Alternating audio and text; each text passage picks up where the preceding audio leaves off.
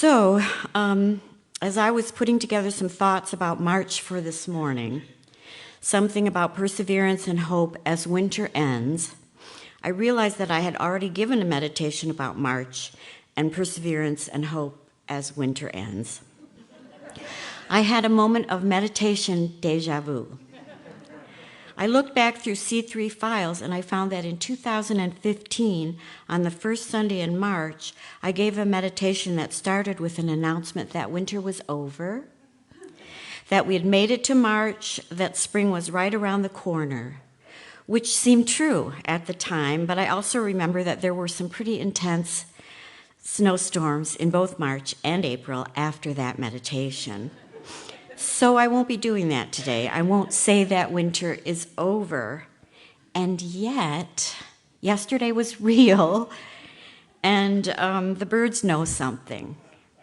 Hope is a thing with feathers, after all. There's still something about March for me that pertains to perseverance and hope and coming out of a time of winter isolation. But back in 2015, Barack Obama was still president. There was no pandemic and no sense of the harsh divisions in our country that we are so painfully aware of now. The 2021 insurrection would have seemed impossible, a plot from a Marvel franchise movie. And no one in 2015 could have predicted the war in Ukraine, a development that has darkened our days even more than is usual in February and March. The perseverance and hope I talked about in my 2015 meditation was more about surviving another winter.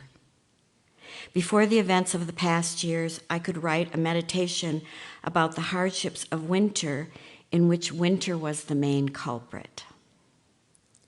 Now it feels as though a few months of deep winter are the least of our problems. There was no way to predict or plan for the time we find ourselves in. The times we were born for, to quote an earlier theme.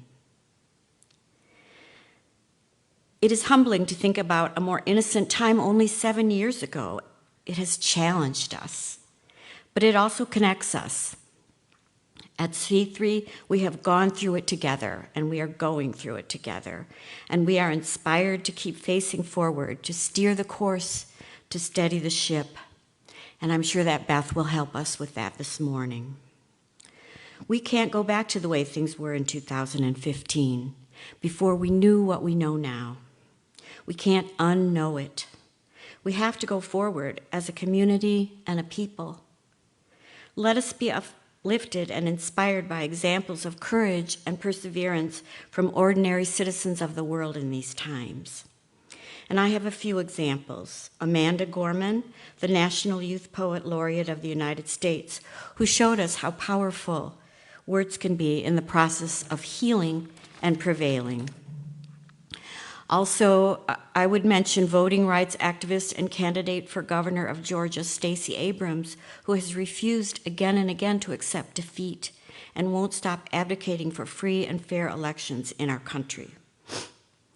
And I must mention Volodymyr and Olena Zelensky, who have completely changed the world in the past several months with their examples of courage and love for their country and its people.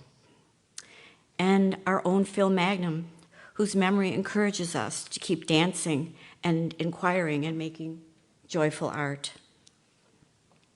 This whole meditation could have just been a list of names and organizations, lists for our fridges and our bulletin boards and our screensavers that inspire us and help us to stay hopeful.